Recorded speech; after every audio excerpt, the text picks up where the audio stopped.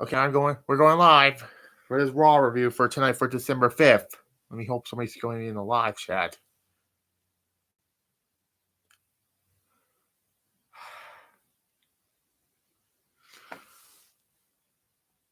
Anyways, so for somebody in the live chat to come. I'm here. Okay, thank you for coming in. Make sure to like the video also. Two people like anyways. So Raw, meh. That was all it was, just meh. Took place in Washington D.C. I was at Washington D.C. twice, and also this was where you know who was live in Washington D.C. Yeah, Batista. So there's that.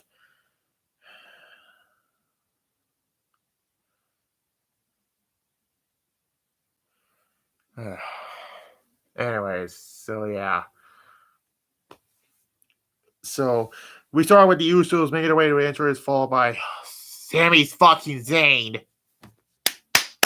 Fuck Sami Zayn and Sol Sikoa, aka Umaga 2.0, which we'll get to him in the end, of this first match. So yeah, I just want to know who picked out Seth's costume. Who the hell knows? They were showing footage of them arriving to the arena, all smiles, being interviewed by 5 seconds before can't answer a question. Matt Riddle drives through on his own scooter, and they said they're going to get him and Elias tonight. They got their tag team in the game. They got every other tag team in the game. Yeah, that's right. Elias comes walking over, Sola blasts him with a Norman forearm, and they beat them down. Back in the present and in the ring, Jey was talking how about their tag match has been canceled because of the injury Elias suffered at Sola's hand. So, yay. Also, let's just... Jimmy said everything wants to see the bloodline gonna just combine on being the best tag team and defend the tag titles. Just...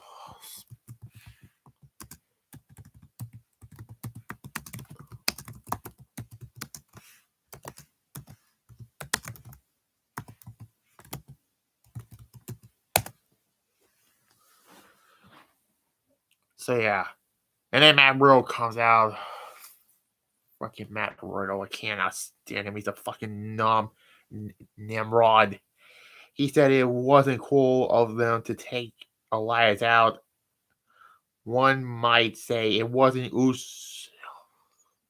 Yes, it's getting old. Yeah, we know. Sami Zayn tells him he doesn't get to decide what is and isn't, and says he actually careful Solo show once again why he is the enforcer and take Elias out. And then the Usos continue to be the longest reigning tag champions. Running his mouth. He never ever had a chance to beat the bloodline, not so you think he wants. And then Matt Riddle says, as a matter of fact, he has a tag partner and there'll be tag team match tonight. He doesn't get along with this guy. They're not really bros. Oh my god. But they are both hate the bloodline, and I'm like, it's gonna be Kevin Owens. Yep, it was Kevin Owens. We get the first match of the night. And hopefully it doesn't get buffered. So let's hope for that. Kevin Owens and Matt Riddle versus the Usos for the Undisputed Tag Champions. Well, let's just be honest here. The Usos are going to retain, and they did. It was fine. The Usos retain again. Usos wins with basically stealing the Dudley Boys finisher, the 3D. And then post-match, the Bloodline set on Riddle, but Owens ran them off with a steel chair. Solo stayed behind and took Matt with a super kick and ran punches down, and he does the Samoan spike like Umaga does. I call him Umaga 2.0, and he started doing the Samoan spike. What the hell do I know?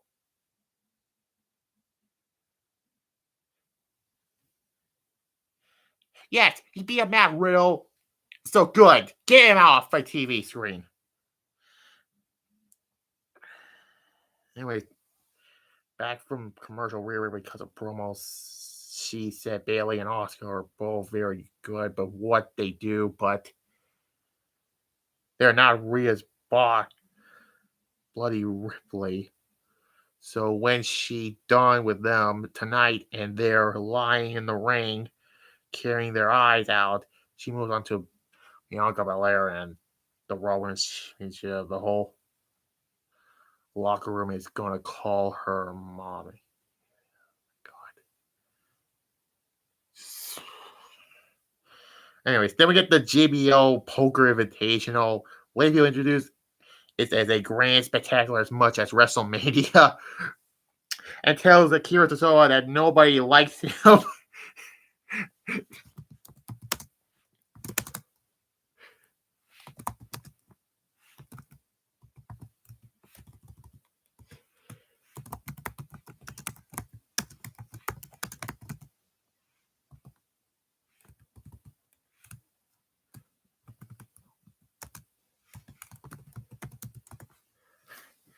Oh, God. For some reason, we saw Dexter Lumis there, and the OC was there. What the heck? This was comedy. I'm sorry. This was hilarious. Anyways, Bayley comes out. Makes her entry, and Becky Lynch comes down the stairs for a chassis. Get her to her old pal and says she was just up the merch stand and reminded about their brawl last week and points out, well, it's been over 3 years since they had a single match, and they have been ever since suffering, and giving her credit for holding the on her back during the Thunder. Oh, don't remind me of the Thunderdome era, okay? And then Bayley tells her she doesn't need recall their history, because it doesn't matter right now. She accused Becky or not caring about anyone else, and she says the one. Hopefully, somebody else comes in the live chat. The one who actually cares about WWE, and that's excellent that she's been doing while Lynch has been out. She looks out for the future of the locker room, for the bigger picture. Becky, meanwhile,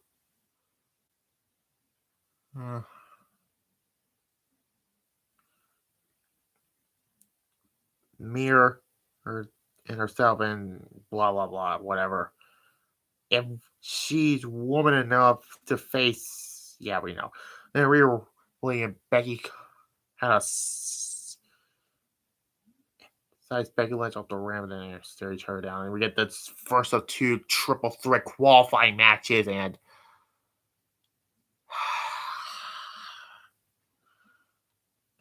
as soon as the first one, it's like I knew who's gonna win. It was Asuka, Bayley, and Rhea Ripley. I knew who was going to win. It was going to be Bayley. I knew it. Because they're not done with this stupid feud with her and Bianca. Just end the fucking thing already. Come on. Anyway, Seth Rollins walks backstage to set up before going to commercial break. Anyways, but then back from commercial, we got a Twitter update from Drew McIntyre. It says he's not clear for SmackDown. He'll be back soon. We saw that. I was like, oh, shit. So Butch is going to take Sheamus' place.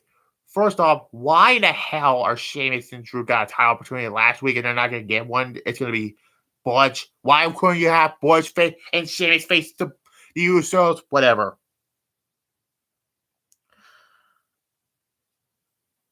I don't think this is a real thing. It's gonna be it's probably a work, maybe. Anyways, Seth Rollins makes his way to the ring and gets on the mic and says he welcomes us to Monday Night Rollins.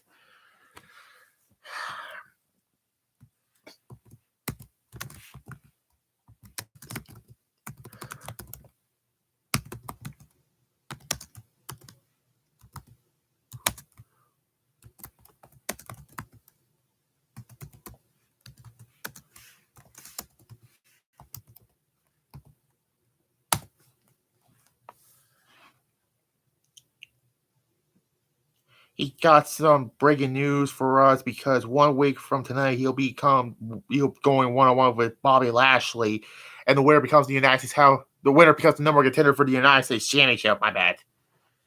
And then Bobby Lashley comes out. He asks Rollins what he wants, and Seth asks. He opts with Brock Lesnar about he is scared of Brock Lesnar. He is a little bigger and defined stronger. Bob accused Rollins to try to get under his skin, but Rollins carry on savoring if he's not scared, but must be jealous of Brock Lesnar, and that's it. Brock's bigger star who won more titles. Lesnar had the career that Lashley wished, and he's mocking him, he would have. Bob grabs him and says, this isn't about Brock.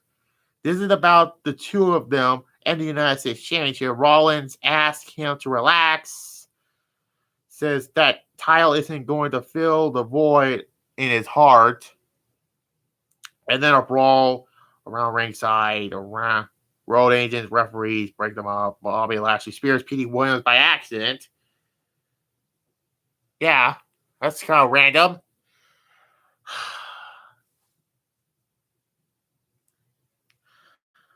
Austin Theory is interviewed backstage. He said he just saw the past two former champions fighting over the strap, obviously, to former champions fighting over the straps, obviously, to the way the business has moved past them. We live on this time now, and he has all the cards in his hands, and the forever is just beginning. And he bumps into Mustafa Ali. I was like, why in the hell is he still getting these opportunities? Why? This leads to a United States Championship match. Why?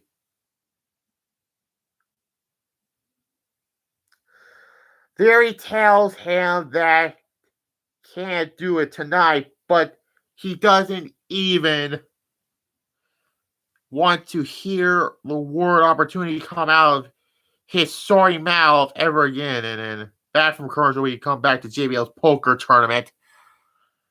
Shaggy old fools and talks about having the intelligence to know when to walk away. Luke Gallows calls him a nerd. Oh, great. A nerd. Chad smashes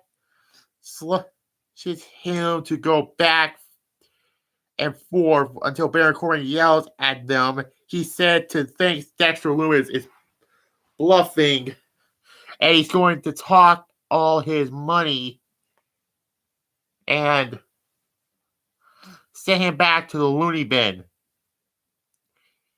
Anyway, he calls and has a 5-9 straight, but Lewis has the jacks and ace is full house, winning the hand. Baron accuses him of cheating. My God, this whole poker thing was, my God. But It's a fire axe. Why does he have a fire axe? Somebody in the live chat has to reply for this. I'm sick of. I just want to read the live chat also, but there's nobody else left in the live chat. Is everyone there? Hello? Anybody in there?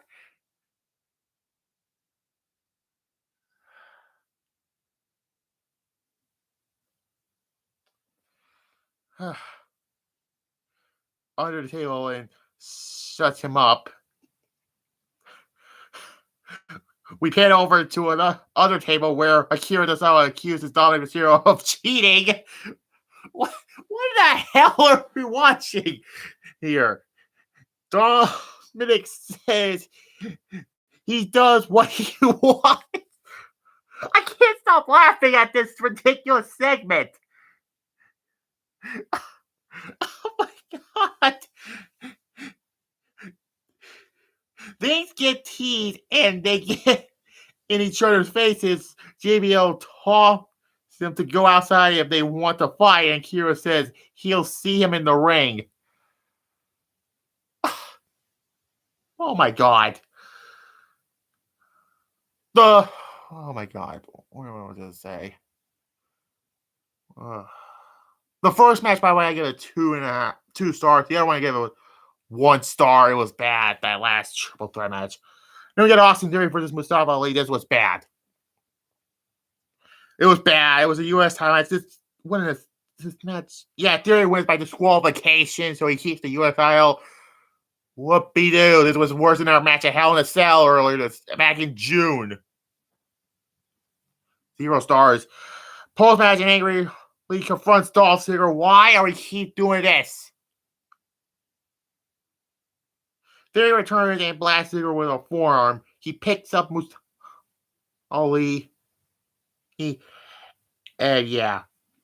We go back to JBL's poker day where The Miz interrupts JBL on a phone call. He said there was a slight oversight because he never got an invitation to the tournament. JBL tells him he's welcome to join the mid-game as long he has $50,000 buy-in. Miz says he doesn't have liquid cash because of the way the combo market is late. He'll telling him he can't let him in. Miz tries to relax as confidence, but JBL points out it's not real, and the A-lister suffers off. And yeah.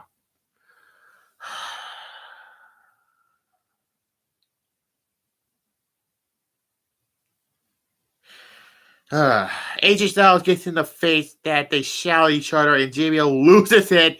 His mind is screaming at him about how they're ruining the tournament. Styles challenges Corbin to a match, and JBL storms off mad. Oh god, JBL and being mad. I'm a freaking poker game. Oh god.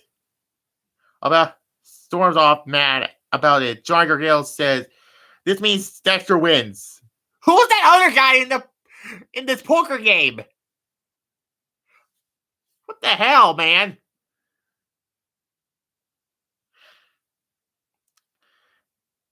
As the last one standing and helps Loomis collect his winnings. What the hell was that poker game? Bianca Belair's been interviewed backstage.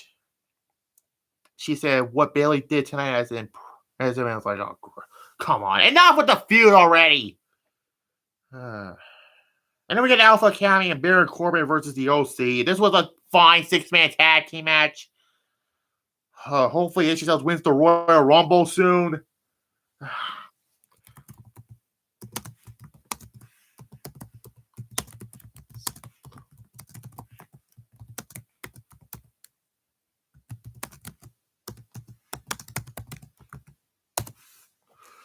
So yeah, JBL was commentating this match, which was great.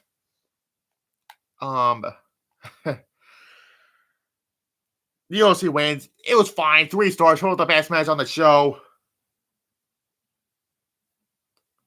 to be my longest live review. To be honest, all my live reviews are not gonna be.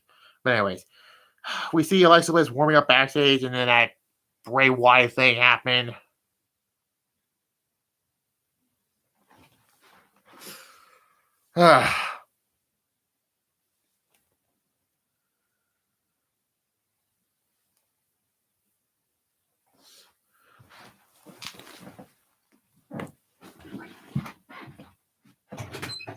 Hey, are you still there?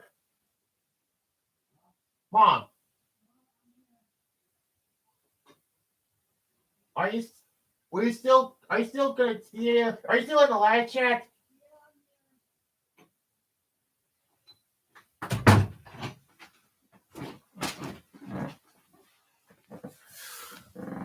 Okay, I'm back.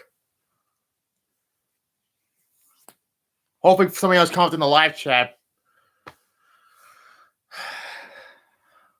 I hope so too. Okay, finally got somebody in the live chat. Finally. Anyways, Candice's interview backstage. She says she felt like she's a married woman because of her feud with damage controlling. She had to send them a message. Yes, she's here with the same old wig. I don't know what. And fight right now, Johnny Gargano and Dexter Lumis rolls up and talks about winning the poker tournament. Candice, who saw Candice, who immediately ejects herself from the interview and talks about the money and that. Then we get accused as well versus Dominic Mysterio because of that poker game also. Why?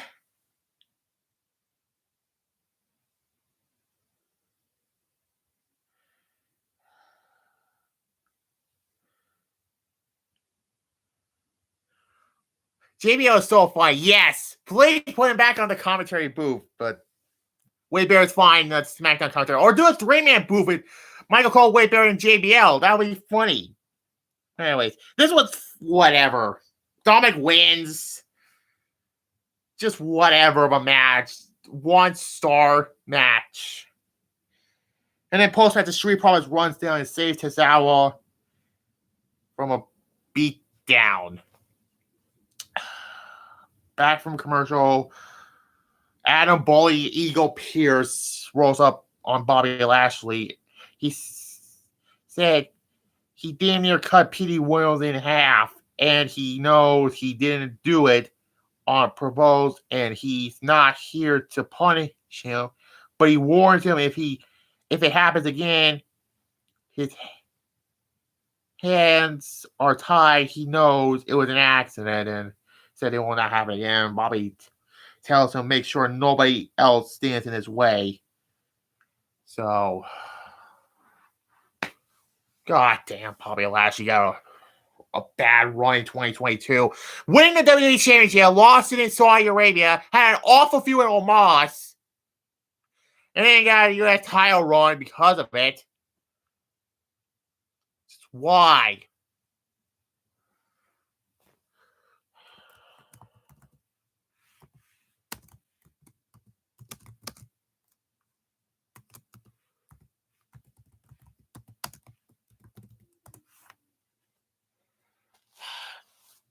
The main event, it's getting late, honestly. I'm going to try and get this done over it.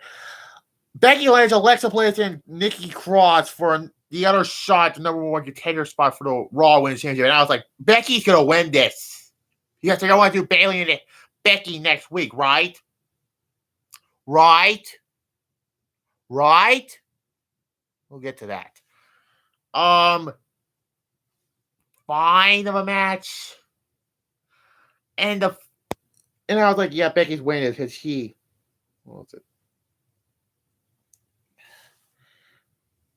Anyways. So Becky hits her. What's she done?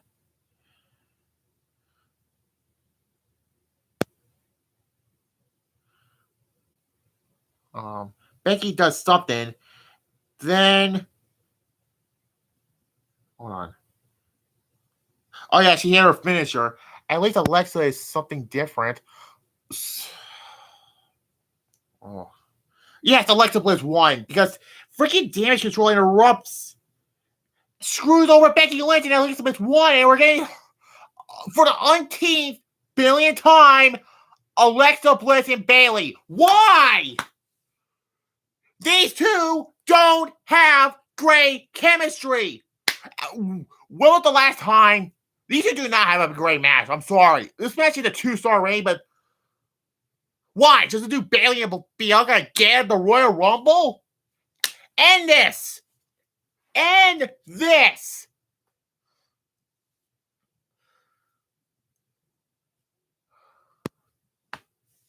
What the hell, man? Just look, we're gonna call this right now. Alexa Bliss not gonna beat Bayley next week. So that's Raw. I get a C. It was not good as last week, but a C, and oh my god. So tomorrow, I don't know what I was gonna do tomorrow. Well, I'll do an Iceman at 12 review. And I don't know what else. I'll probably do another live stream after that, but yeah. But that's Raw. It's getting late, so yeah. Nobody else in the live chat. Like this video, comment down below if you're new to the channel, subscribe, and bye.